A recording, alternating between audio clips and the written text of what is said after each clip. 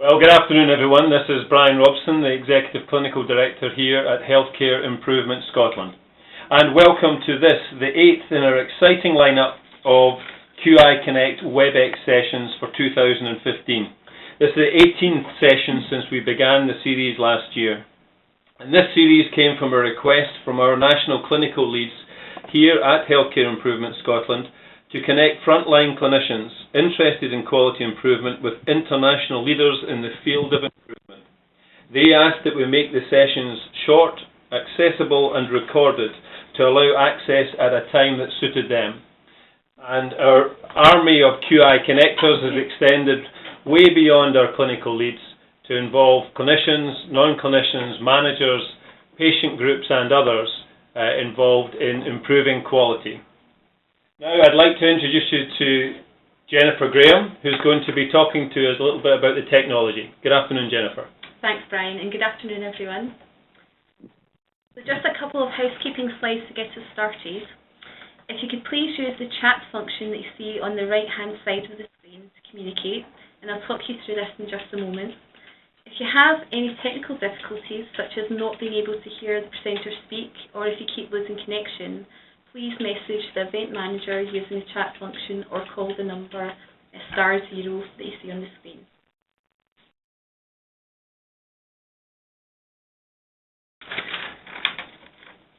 So on the right hand side of your screen you should see a list of everyone who has joined the call.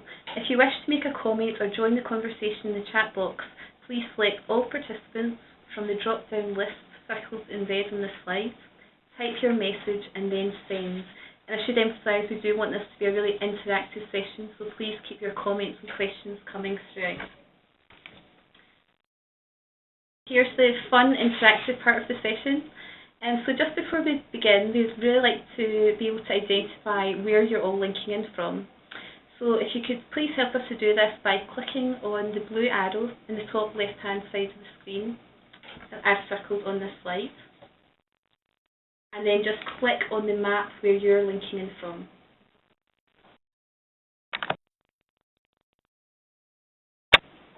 Okay, so it's the blue pen and then the arrow.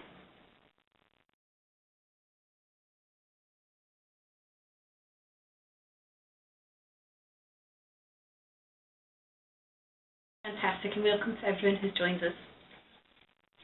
Excellent. Thank you very much, Jennifer, and welcome to our colleagues from across the world. Good to see you on the call, Ross from Canada. We're really looking forward to today's session.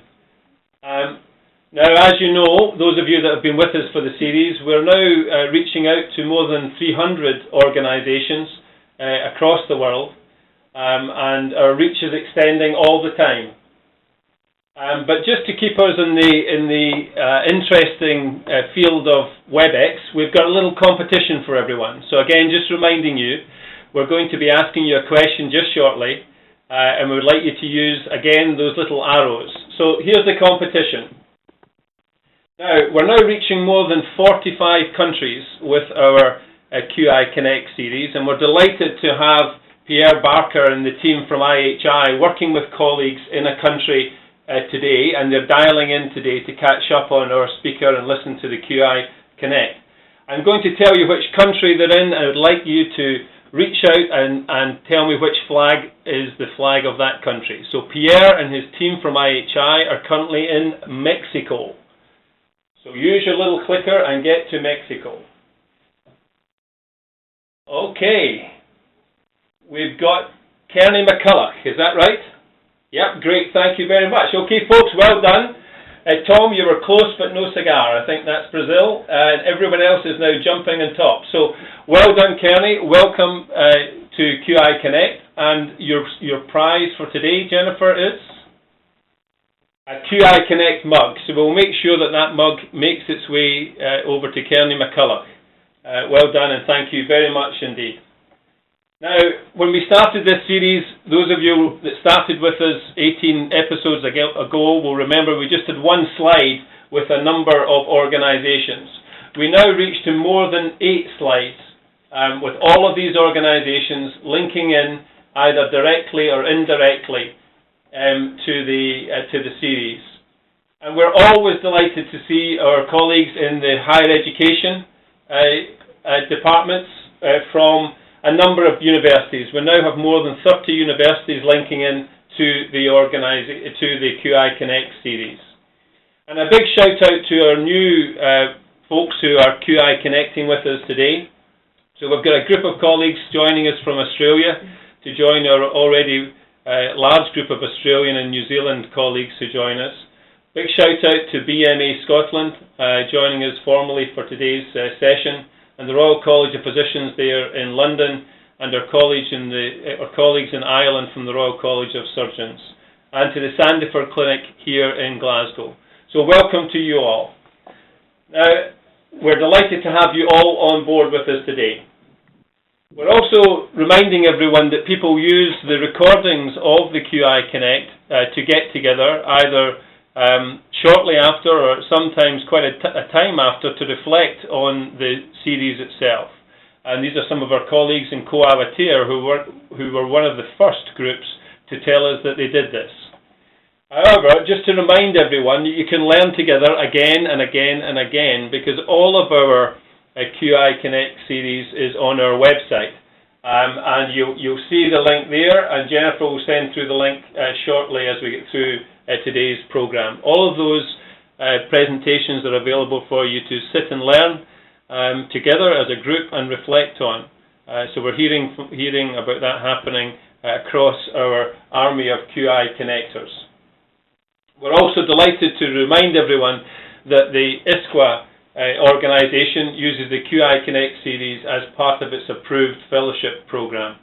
And just a shout out to the QI Connect small but perfectly formed team. You've heard from myself and Jennifer. Big shout out to Carmen Forrest, who deals with all the administration and indeed all the certification that goes on with the series, and Ross, who joins us here in the office running all of our data and all of our attendance lists. We're delighted today to have Jerry Power, who's the Deputy Director of the Joint Improvement Team here in Scotland, in Scottish Government, to be joining us as our first questioner, and we'll hear more from Jerry a bit later on in today's call. However, remember, we're big on Twitter, and we're very keen to see you tweeting as we go through today's programme, and we're very pleased for you to follow us on HISQI Connect on a go-forward basis. Now, humble, reflective, inspiring and thought-provoking are some of the words and terms people have offered me when asked to describe today's speaker. He is well known as someone who turns to poetry, imagery and art to encourage and deepen our thinking about the matters in hand. Professor Paul Batalden is a Senior Fellow at the Institute for Healthcare Improvement and Professor Emeritus of Pediatrics, Community and Family Medicine at the Dartmouth Institute for Health Policy and Clinical Practice at Dartmouth Medical School. Paul was the founding chair of the Institute for Healthcare Improvement's Board of Directors and continues a worldwide quest to improve the care of patients and the population. Paul is well known for his leadership in the development of others and has had senior roles in developing and running leadership and development programs across the world. So welcome, Paul. Thank you very much, Brian and Jennifer. It's good to be with you and with our guests today. I'd like to talk about this topic, improving the value of the contribution that social and healthcare services make to health. In the 1980s, a group of us who were interested in the measurement and improvement of quality of healthcare services observed in other economic sectors the benefits of what has been described as enterprise-wide approaches to the improvement of quality. And we wondered what might be required for moving those approaches to the improvement of quality in social and healthcare services.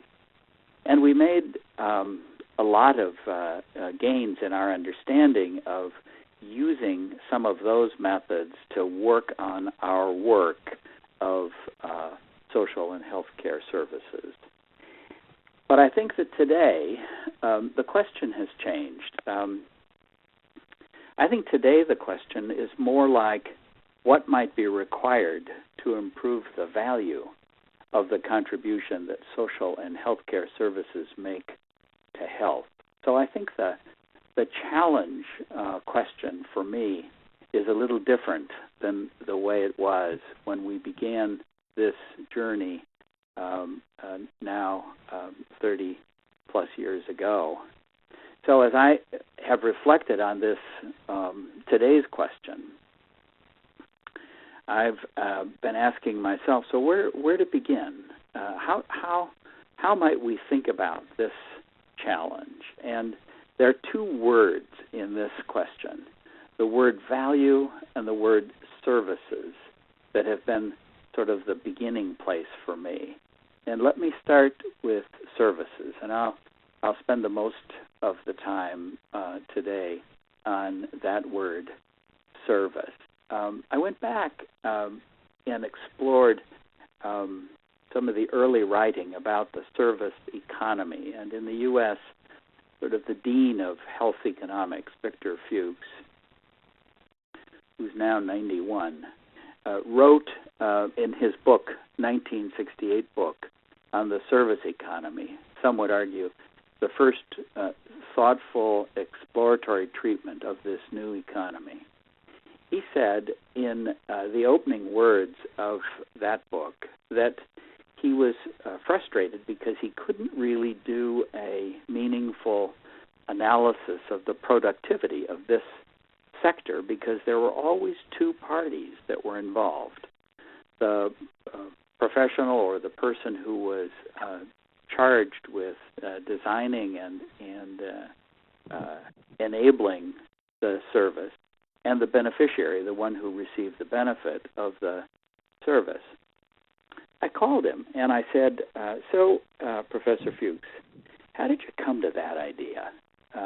And he said, well, it's obvious. And I said, well, could you help me just a little more than that?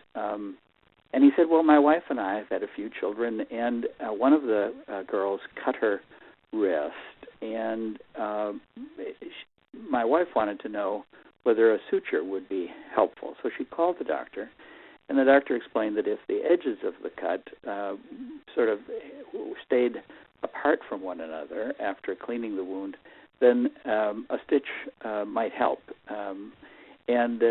But if the edges of the wound fell together, soap and water and a Band-Aid might do just fine. So Victor Fuchs said to me, so you see, it was really my wife and the doctor that made the service. And in this book, he said two things beyond these introductory comments.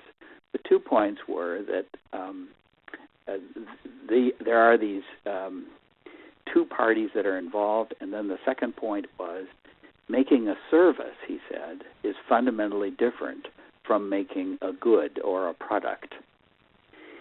And I began to sort of mull on that a little bit because I wondered whether we had gotten into the habit in healthcare service of actually thinking we're making a product, but then calling it a service. But I continued my inquiry and moved a decade further along and got to the work of a larger group of economists, including Elinor Ostrom, the Nobel laureate in 2009. And these were the people who began to use this term co-production of public service in the U.S. And they were talking about the co-production of public services as an economical way of providing service and solving community challenges. Many others in other parts of the world were at the same time picking up on this notion of a way of creating public services. And several people wrote about it. For me, the work of Richard Norman in the 80s and 90s from Sweden has been important because he really focused in a very interesting way about service he thought service should be thought of as a form of logic, and when it came to healthcare, there was sometimes what he called enabling logic, and sometimes he said it was relieving logic. But the bottom line was that service was co-produced. That was the first take-home for me. The second take-home was that making a service is different than making goods or products. And the third point was this interesting invitation that Richard Norman and his colleagues made, where he suggested that we think of services as actually input, not as output, and that he went so far as to say that we might think of service as a form of logic. But as I was trying to think further about this notion of a healthcare service, I imagined putting the idea of healthcare service under a microscope, and it seemed to me that what I might see or what I might find when I did that was this combination of a relationship and activity of some kind that was held together or mediated by knowledge, skill, and habits or dispositions. And as I reflected on that, I began to ask myself, well, in our efforts to improve healthcare service, have we had a tendency to overlook one part of this service, namely the relationship, and made assumptions about the relationship, but ended up focusing on the activity and its timeliness or its cost or its reliability or whatever? What I found was that if I started to push myself and to think a little bit further about some of my own habits, I realized that when I thought of human service as a product, I would be tempted to limit my focus as on the person needing services to a, quote, person as disease holder or person as problem holder. And if I thought of a human service as a product, I was tempted to judge and pay professionals by the co-created outcomes that actually lived in the individual with the need. And if I thought of human service as a product, I might be tempted to focus on standards as if local situations were all the same.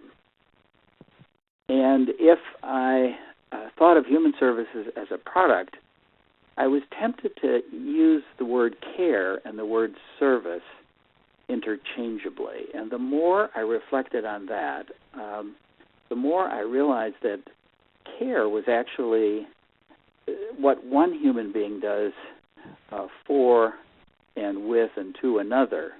And there's not a, it's not a, to me,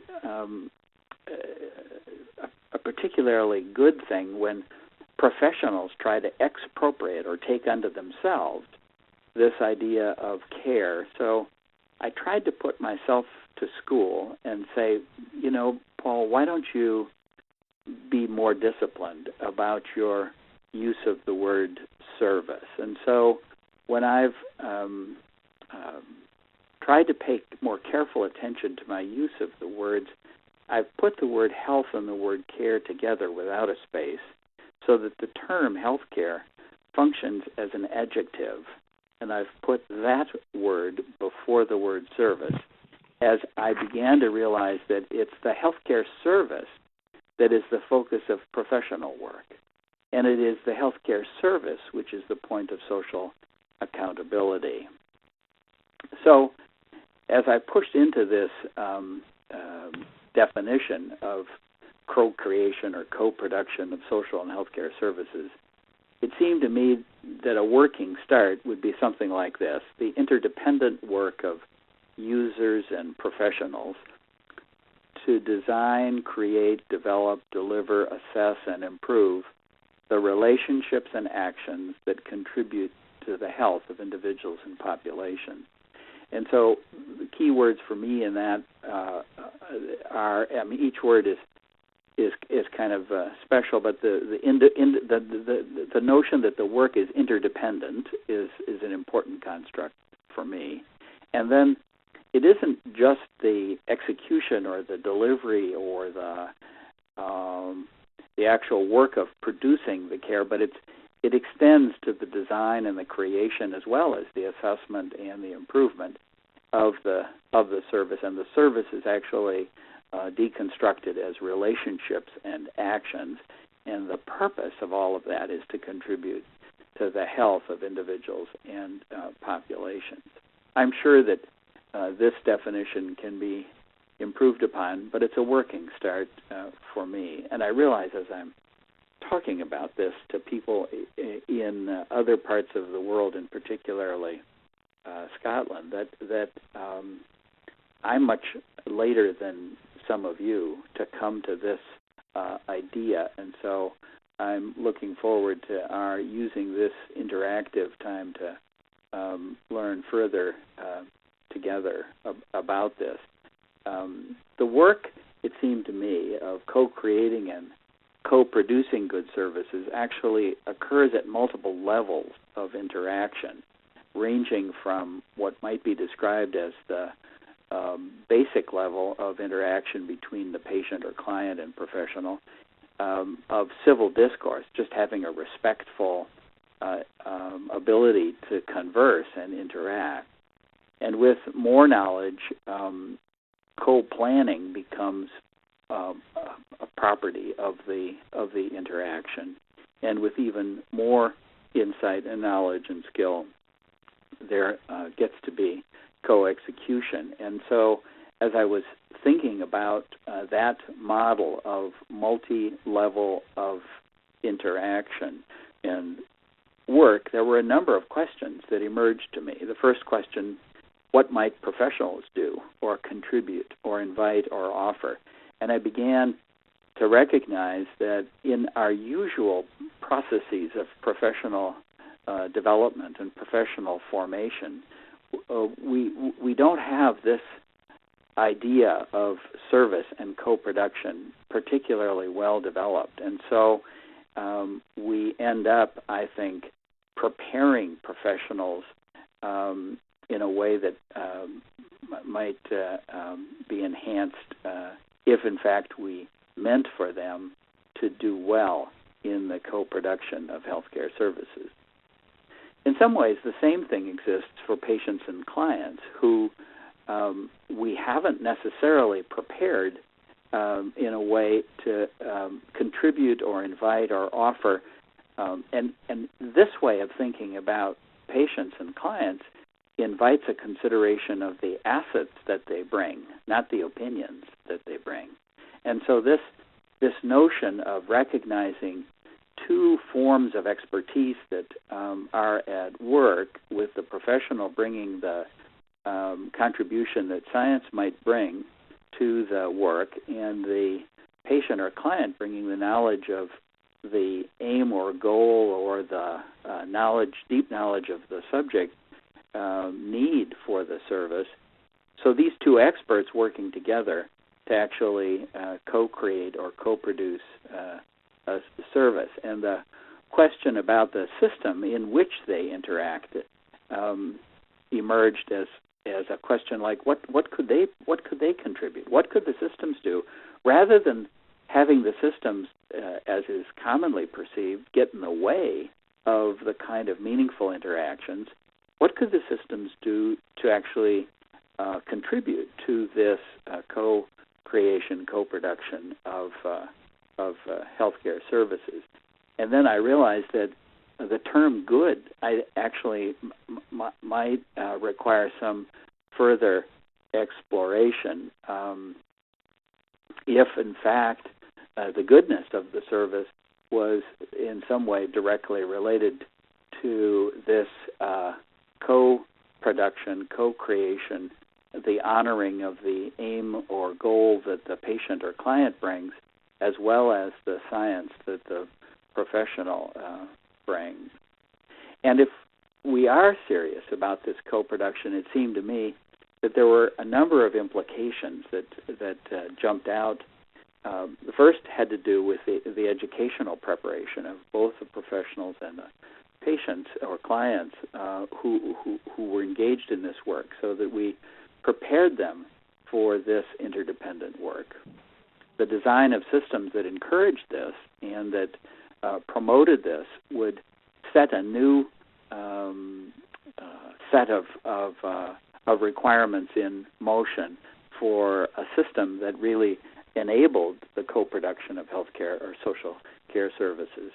And in doing so, we would begin to examine the edges or the inside-outside interface of these systems, because sometimes we would be transcending these current boundaries of the way we think about healthcare systems, for example, because the healthcare service systems are sometimes seen as living in clinics or in hospitals, but if we're really going to work on this joint production, the boundaries of these systems might in fact be different.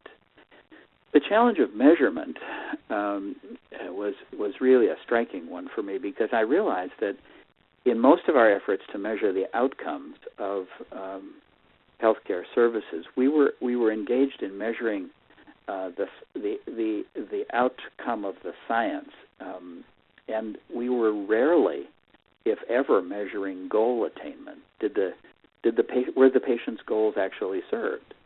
Did they realize the aims that they had when they embarked on this relationship? I also recognized that there were challenges in the way that all this would go about, and many of these challenges some of you have already experienced. But I think that at a minimum, these challenges include the challenge of diversity of the people that are involved, because not every patient and not every professional is equally interested or skilled or talented in this interdependent work, and we somehow have to have social and healthcare services that address the needs of the whole population and not just those few that wish to actively be engaged in co-executed, co-produced services. I realized that in my own mind there would be this temptation if we got really good at this co-production to sort of say, well, that's the way it's going to be. And so we would move from thinking about co-production as an invited activity to one that might be demanded or in some way coerced. And it seemed to me that that would be a real challenge to deal with. I've already alluded to this problem of the challenge of standardization, because the context actually matters a lot with respect to standardizing things that ought to be standardized. And then the fourth cluster of challenges had to do with the sturdiness of the cultures. And it's not just the professional culture, but it's the organizational culture and it's the social culture that exists in which we do all of this work. Well, let me turn from that word service to the word value, and my thinking about that word is much less well developed. But I've found this man, Øystein Fjellsted, at the University of Oslo, to offer a really thoughtful set of suggestions about what he calls the architecture of value creation. He talks about these three different modalities, value chains, value shops, and value networks. By value chain, what he's really focusing on is the linked processes that occur sequentially and can be standardized to meet a commonly occurring need. And this is the dominant way we think about value chain when we think about manufactured product. We know the steps that are involved in making that product. and if they're followed and there is not some kind of deviation or departure from that standardized flow, we can expect the outputs to be as they were designed to be. That is an important part of the overall value configuration, it seems to me, for social and healthcare services. But in my view, it's a small piece of the overall nature of the work. And so when Oyston suggests that there are these other modalities of value creation, value shop, where customized responses to particular needs are created. He said it's like you bringing your car to the mechanic, and on the mechanic's premises, an intervention is designed and installed. And he said that kind of work, shop work, is actually much closer to what happens in professional interactions around particular needs as customized responses are created. But the emerging modality of work that creates value and is what he refers to as a value network, where flexibly configured roles and resources come together and adapt to both present and emerging needs. And the more we've thought about this typology of value creation, the more it seems to us that the value chain and the value shop are nodes in the value network. And he illustrates this with these types of firms and value elements that are managed and the deliverables that are involved. And as I've been reflecting on sort of this way of thinking about value creation, it seems like these three modes are always at play in what we do. It isn't that one of these becomes the way to create value, but all of these are elements in the value creation as we engage in the provision of social and healthcare services. If there was an overarching architecture, it would be the value network, and understanding the sort of what it takes to facilitate the interaction of the shop and the chain as contributors to the creation of value becomes part of the work of a facilitated network, which is the model that we're currently trying to further develop and work with.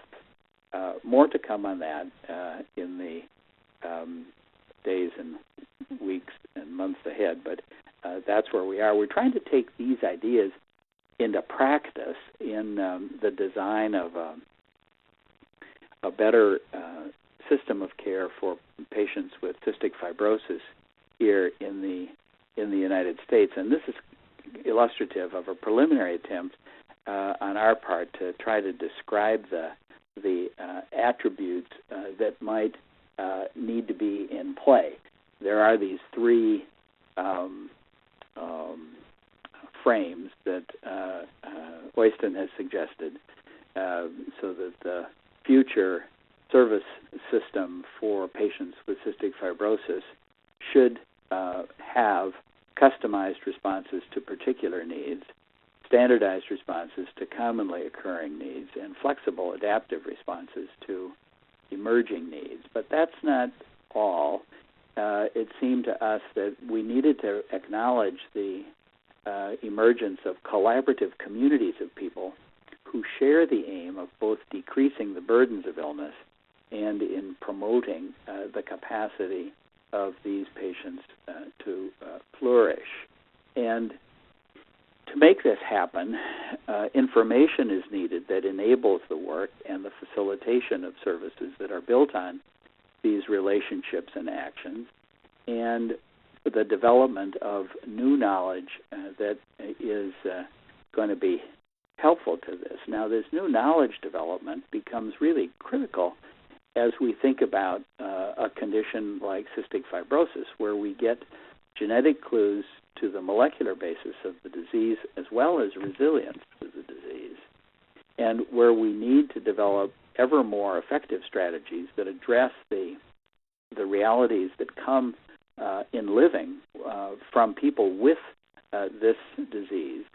And as we recognize the contribution that multiple epistemologies might make to the development of new knowledge, as some of you know, cystic fibrosis is a condition where we now have some really exciting genetic understandings of the subclassifications of the disorder. And we also have a couple of therapeutic offerings that can match those subcategories of the genetic or molecular basis of the disorder. And so the idea of, quotes, personalizing the care, that is to say, matching the treatment with the genetic subtype, is one that everybody in cystic fibrosis understands today. But the more, and they recognize the power of randomized control trials to give us sort of whole population ideas about efficacy. But as we all know, a randomized control trial deals with the development of probability based upon the incorporation of heterogeneous patients in what constitutes a homogeneous sample, so that we can then draw conclusions about probabilities. And we can't ever get large populations of these subtypes of cystic fibrosis, and so the need to develop clinical trial methodologies that use the so-called N of 1 trials, where we incorporate knowledge building into this understanding of the particular relationship between the subgenotype and the particular therapeutic intervention. And the more I thought about that, the more I began to realize that, well, gosh, the combination of an individual patient and a professional capacity in some ways constitutes a very special combination that may be similar to other combinations of patients and professionals, but maybe the same thinking that helps us with understanding the submolecular components of a genetic disorder and its expected response to a specific drug. Maybe that same kind of N of 1 thinking might help us in building knowledge of co-production. But there's a whole bunch of issues about how to think about that and how to incorporate that kind of knowledge building into our everyday work in the clinical care arena. And the seventh attribute of this new system of care that begins to make practical the design of a new care system built on these ideas of service and value includes assessment and evaluation and reflection on the lived realities of those who are ill, as well as on the unintended consequences of the various approaches to the treatment and the failures to treat. Well, this by way of a simple introduction to this search for a response to this question about what might be required to improve the value of the contribution that social and healthcare services make to health. I was taken by Roger Martin's question. Roger Martin is the dean of the Rotman School in the University of Toronto, and has this wonderful question: what must be true so that some kind of intervention is successful? So I took his language and fooled with it. So let me close with this question: what has to be true so that higher value, explicitly co-produced social and healthcare services are successful? Let me just leave that question with us and turn the conversation back to Brian and to others as we have a conversation one with another. Wonderful, Paul. Thank you so much for such a deep and thoughtful exploration of the topic. And we will leave that question, we'll put that into the chat box and see if people come back on that specifically.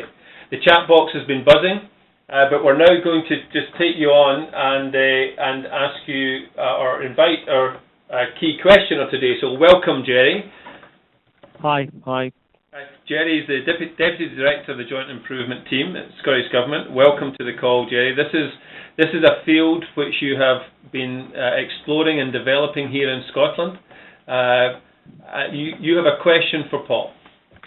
I do indeed. Thanks very much. Yes, co-production is something that I've been interested in for quite some time, given the realities of the pressure on our public services. And indeed, one of the things the Christie report, which looked into the reform of public services, said that unless Scotland embraces a radical new collaborative culture throughout public services, both our budgets and provision will buckle under the strain. So it's clearly something that's at the heart of how we design services in the future. However, my question, Paul, is within the context of the UK, since 1948, there have been various iterations of the welfare state, and that's created a culture of both dependency and entitlement, where public expectations are that we're passive consumers, but we also have rights to health and social services which should be provided to us and for us by the state. So, based on that proposition, regardless of the rationality which you've described and you've described in various papers, regardless of the rationality of economic and person-centred arguments for co-production, how can the cultural barriers described in the proposition be overcome so that co-production is accepted by the public as a necessary means of delivering health and social care? Well, that's a really wonderful question, and in some ways, it's probably better that it go unanswered, and maybe my response to it will function as an unanswer. But let me try. Let me try to respond to it. I think of culture as like a woven tapestry. It's composed of many threads. Some of those threads are the practices. Some of those threads are the habits. Some of those practices are the institutions, and so on. And some of the threads in the culture that you're talking about are named in the ways that you've suggested. But I think other threads in that same tapestry carry the names of themes that support, for example, resilience, or that support working together to take action on what matters, or pride in figuring things out, or public access to information. The bottom line for me is that work against perceived cultural barriers with other perceived cultural strengths offers an approach to cultural reference while not trying to engage in what most people would regard as an ill-designed campaign of trying to blot out culture. It's more a matter of recognizing the elements in the existing culture that support co-production and that support the idea, and giving them greater visibility and, in effect, suggesting that the culture actually encourages co-production, even though there may be other elements of the culture which do not. And I think that approach of sort of trying to get co-production as a recognized expression of the culture, that will occur when we face the facts of how a service is really made, when we align professional development with the actual work, when we resist the habits of the productification of healthcare and social services that we sometimes have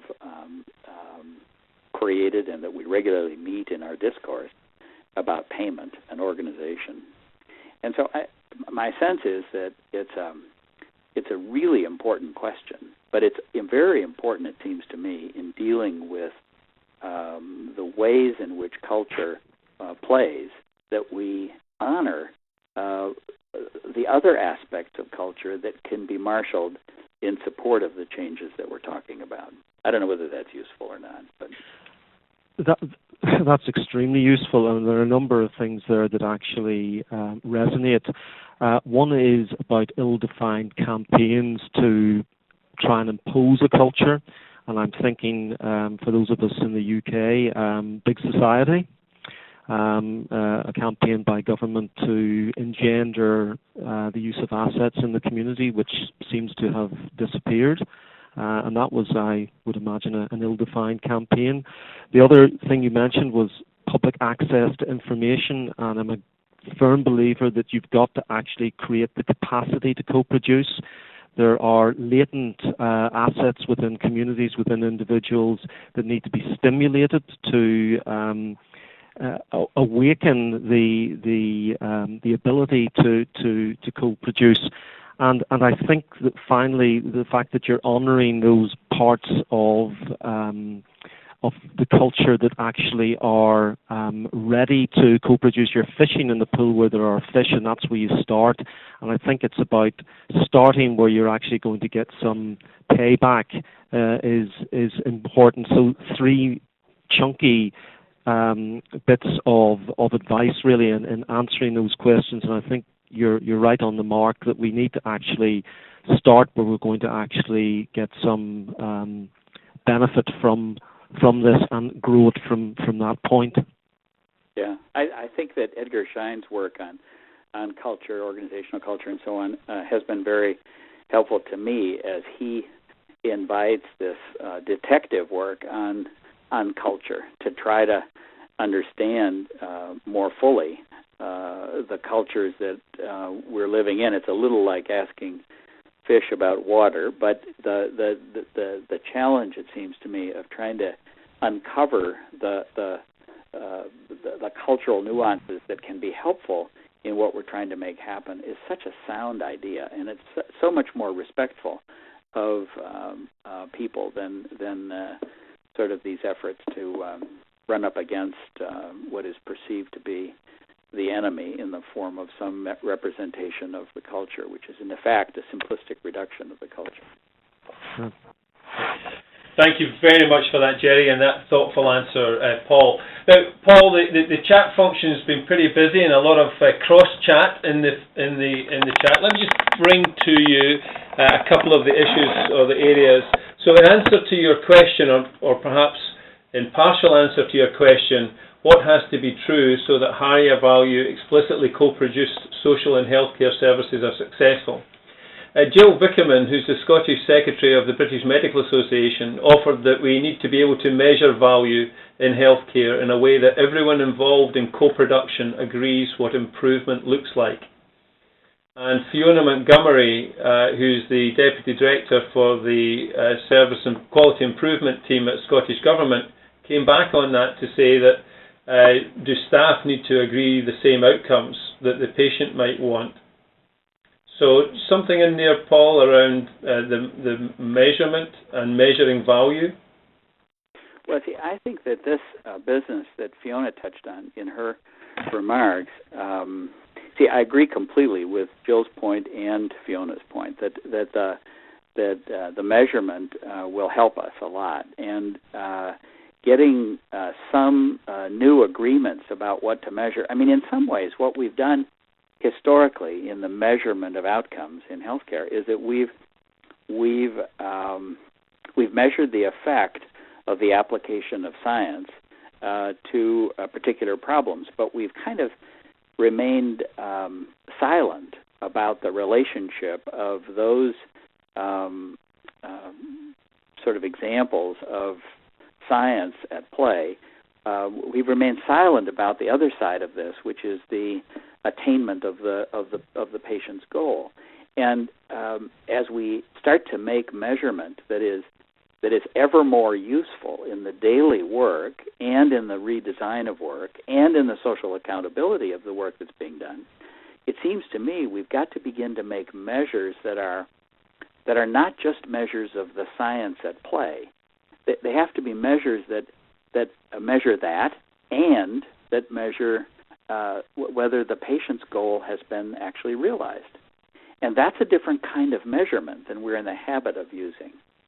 And I think there's a very interesting developmental opportunity here to begin to start to create measures that have that capacity for use at the local level where the patient and the professional are at work, and above that dyadic level in the organization to see that kind of work is going on in the organization, and at the regional or national levels where we're actually getting the kind of care that people and services that people see. I just used care.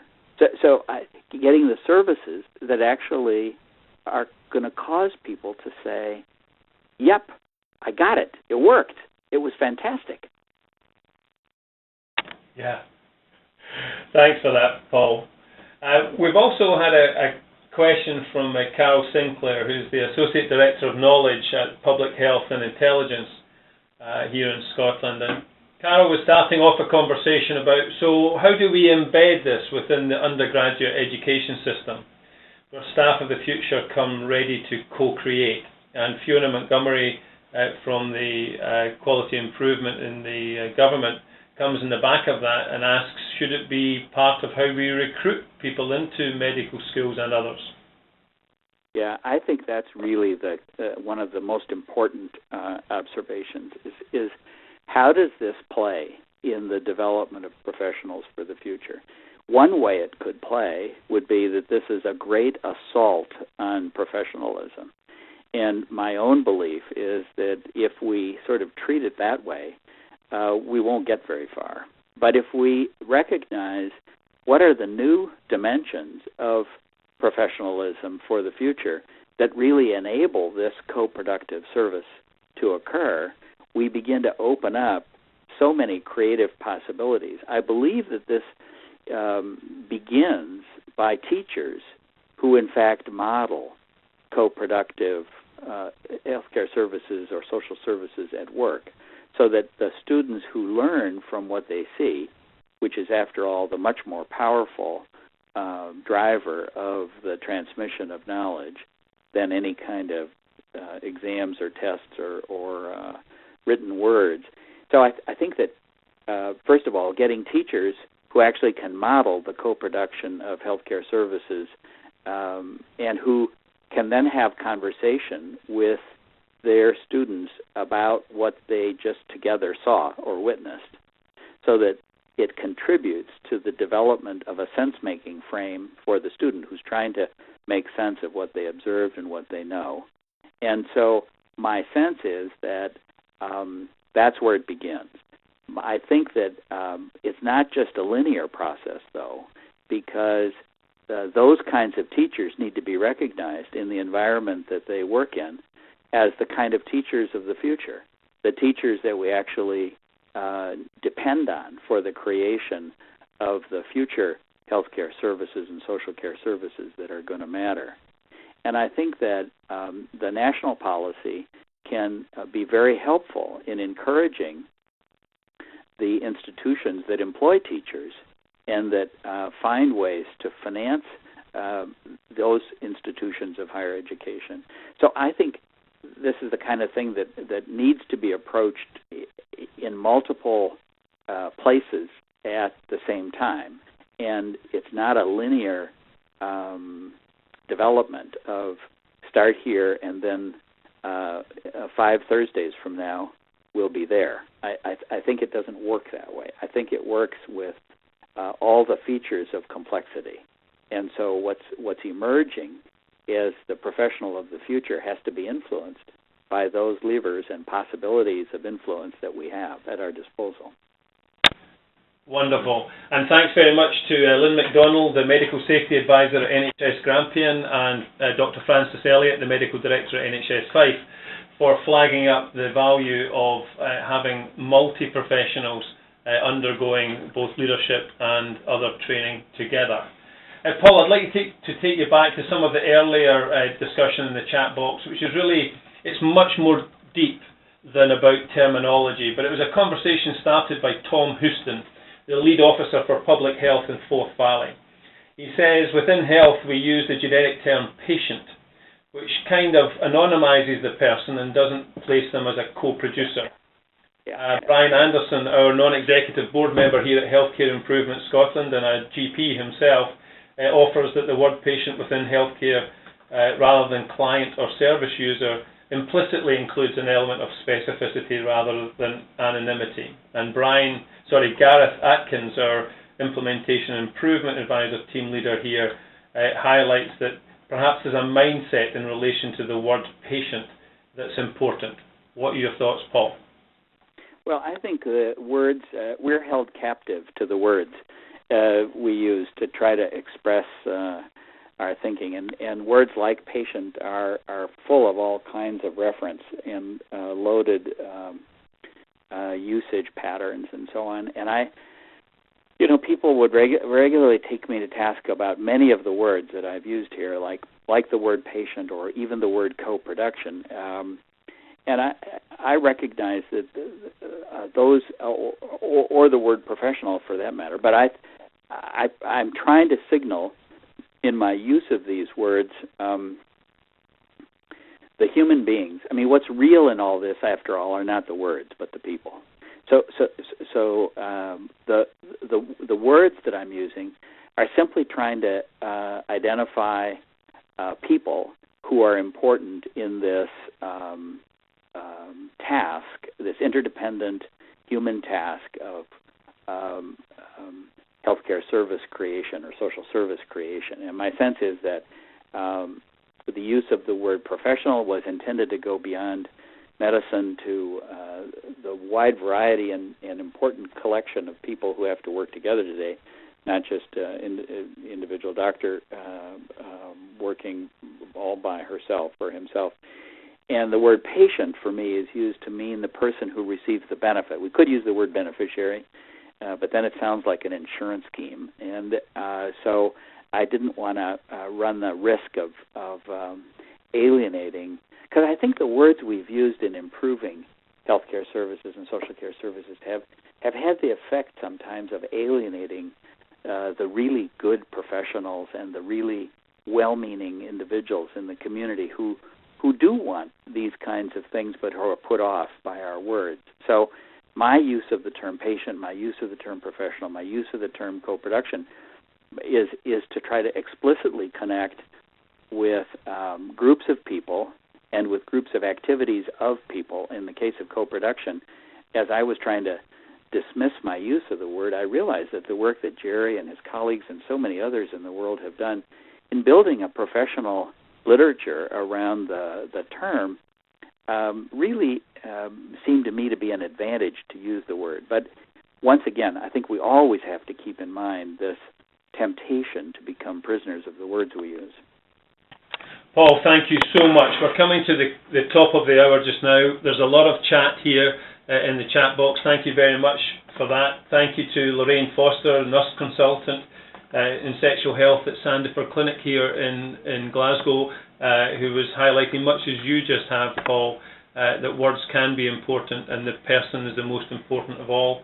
And also Josephine O'Clue from Imperial College and a Health Foundation Improvement Science Fellow. Thanks for your comments on the importance of words and approaches in equity and inequity.